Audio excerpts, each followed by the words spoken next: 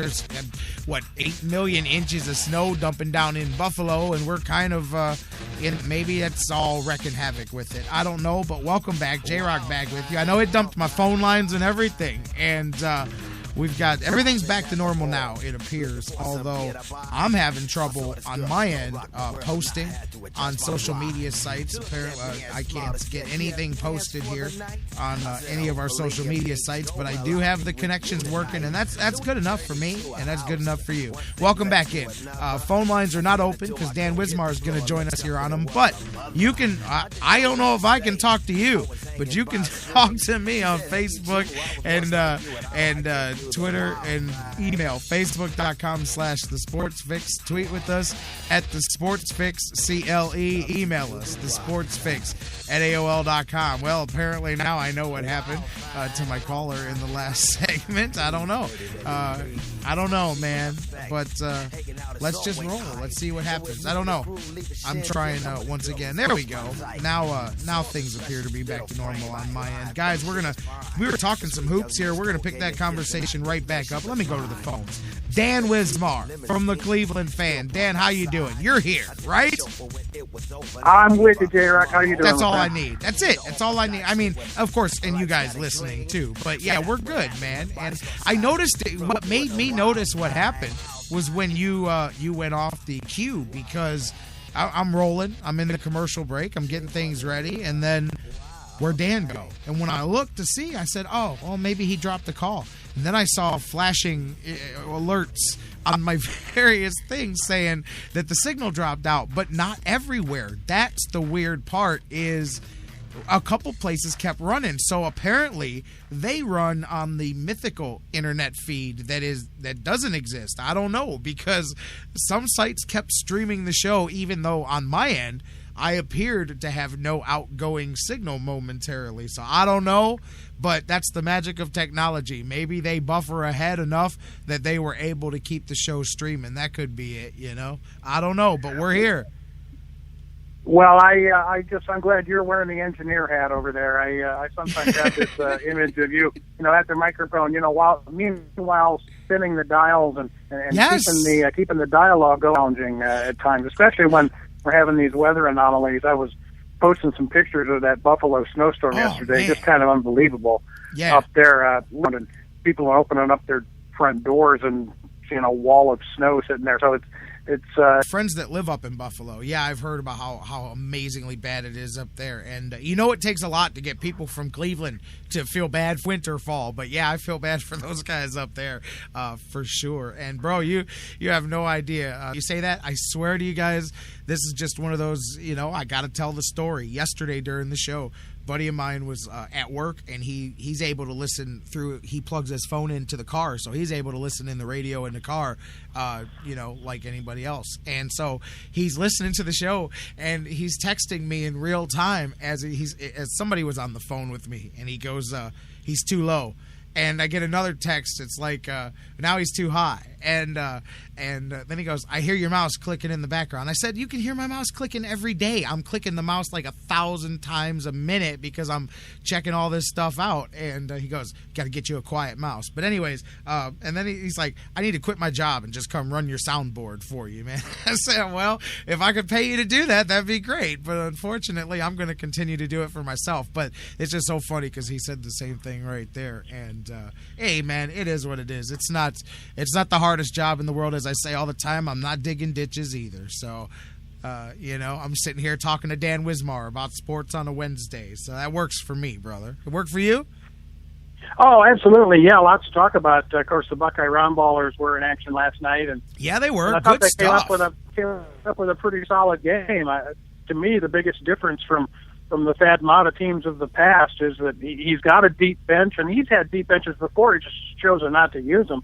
If this is a start of a trend, I think it's a good one. He had 46 points from his starters last night and 28 points from his bench. And kids like Cam Williams, who was on the roster last year but didn't play, and some of the freshmen, Tate, and those guys came off the bench to really help the team out. And Matta admits that he's got a different formula this year. He's got lots of guys that are going to play, and one thing that noticeable to me was he's got a whole bunch of shooters on this team. They're going to be definitely a better shooting team than last year, and hard to take 2 games as your sample, but these guys can really shoot the basketball, and it's nice to see. I don't know if you got a chance to see him at all, but D'Angelo Russell, really first extended look at him, and he just looks like an NBA player waiting to happen. And he didn't have a good game last night. He had 7 turnovers, looked like a freshman there in the first half especially. But, boy, he's a special talent. And, the formula that Thad Matta likes of, a center and 4 swingmen essentially is what he likes to do. And looks like Russell or Scott can play the point guard role, although Scott came within 1 assist of a team record last night with 14 assists for Shannon Scott. So it was fun to watch. These guys are going to be competitive, and they're going to play hard. And he's got lots of shooters. It doesn't have a lot of size, but he may have enough with Amir Williams, who was 6 for 6 from the floor last night, and Trey McDonald behind him, and Anthony Lee helping out. So it's going to be an interesting season. There's a couple of real tough teams in the Big Ten. But I think the Buckeyes are in the top 2 or 3 in that group, and it's going to be a fun season. Yeah, and didn't they? They shot nearly 70% last night, wasn't it? Something like 60, 65, high 60s, 60 something, yeah. And they were, I think, 8 of 15 on threes, so over 50% shooting on threes, and Cam Williams hit, I think, 3 out of 4, and in general, they shot the 3 very well, and it wasn't, hitting their first 11 like the Cavs did the other day, but they came out of the gate, pretty hot, and then just really stretched the lead throughout the second half. And you know what? I was going to say they gave up too many easy buckets to Marquette, because really Mata's experimenting with his zone. He has been a man-to-man guy over the course of his career. He's playing a lot of zone this year. They say they're going to stick with it, and got some bugs to iron out of that, but this soft schedule early in the season should help them out. Yeah, and I was just going to say, Marquette, I know every season's a little different up and down, but, man, they're one of those schools that are they're always there at the end. They're always strong come tournament time. They always make a decent little run, even the seasons that they're not necessarily projected to be that strong. Marquette's just always a good program, so I thought, man, there's a nice little early season look at what you can do. And then you mentioned you got a little softer stretch here coming up, so that's not a bad way to get a little bit of fire, not too hot, but get a little bit of test of your team, and then back it off a little bit here. Yeah, that's right. They've got a few new tough, easy games coming up, and then they go to Louisville here in about I guess it's about 10 days, and that'll be the true early season test of what they're made of, and we'll see how that goes. But it's promising out of the gate, and we're seeing a lot of young kids that he's got in this program, and he's bringing in 4 more players next year, including a big man. That really just looks like the program's on a good trajectory, and they're going to be a top 15-20 program at the worst for the next several years, and hopefully make another couple of runs. Yeah, for sure. I'll tell you what, talking about top teams and stuff, you mentioned Louisville. How about Kentucky and Kansas last night? Man, Kentucky, that press, man. I did not see the whole game. I saw bits and pieces, though, man, and late. that was a beatdown they put on. I don't think Kansas has been 30 years since they only scored 40 points in a game, early. I think Danny Manning. It was before that even. It was the group before that. It was early 80s last time they scored 40 points in a game. But, man, preseason top 5 teams anyway. Yeah, I'm not big on early season rankings, but 2 of the teams that are going to be there at the end, and Kentucky definitely made a statement last night. Yeah, they sure did. I was able to watch a pretty good portion of that game. The Kentucky team is so huge. I mean, their 2 starting guards are 6'6" and 6'6". They're sick. The rest of their team goes 6'9", 6'11", 7 foot, and they're all long arm guys, and height and length, kind of go hand in hand, but they're 2 different things. This Kentucky team is long, and again on Twitter last night, just like last year, you had, oh my God, this Kentucky team isn't going to lose a game. They're going to go 35-0 and sweep through the tournament. Well, no, they're not. They're probably too young to do that. And but boy, after looking at them last night, you'd have to say if and when they do lose, it'll be an upset, because these guys are supremely talented, and as usual, they're young, and he's got a couple of one and done guys in there for sure. But that's the way the game is these days, and certainly the way that Calipari runs the program. And So yeah, they'll be there, and then they'll get. They won't be freshmen by the time March rolls around, and they're formidable. But yeah, this whole idea that anybody's going to go undefeated seems a little silly, and you have that kind of speculation every year, and usually it's about Kentucky. Boy, I don't see these guys losing a game, and then of course they're gonna drop a few along the way. But yeah, I was able to watch that game, and they really humbled Kansas. And look at they're so long; they get every bound, and they play tough defense. And yeah, just bringing in the best, the cream of the crop from around the country, and Calipari lands them, and because the kids know they're going to have every NBA scout's eyes on them just about every game, and come March they'll be making the run at the title. I mean, they held Kansas under 20% shooting for that game. It was just a hair under 20%. 11 of 56 and 3 of 15 from three-point. That's smothering. I mean, that's amazing. 196 was the shooting percentage, so just a hair under 20%, man. That's that really, like you said, just a smothering, dominating effort there. I mean, it's early season, but you can see. You can and definitely what see didn't help come too, tournament Gary. time though, that defense, man, that's going to be formidable, brother.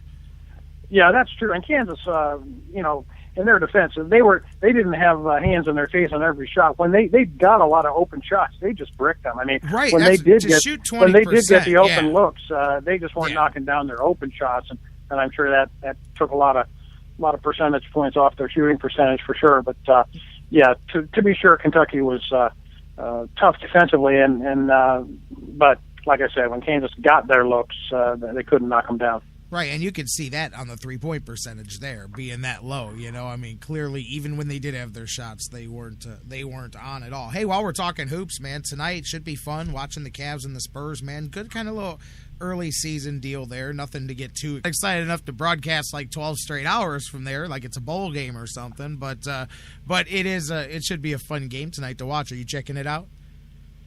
Oh yeah, I'll probably be watching. I did hear that Sports Center, rolled into town yesterday, and they're broadcasting I think noon to 3 today they're down there from Cleveland, and so yeah, it's like college football game day coming to town for the big event of the week.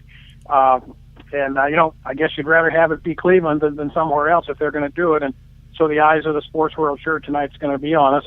And LeBron and really everybody's been playing it down as any kind of a marker for the season or an indication of things to come or a finals preview or anything like that. Goodness knows it's too early to do that.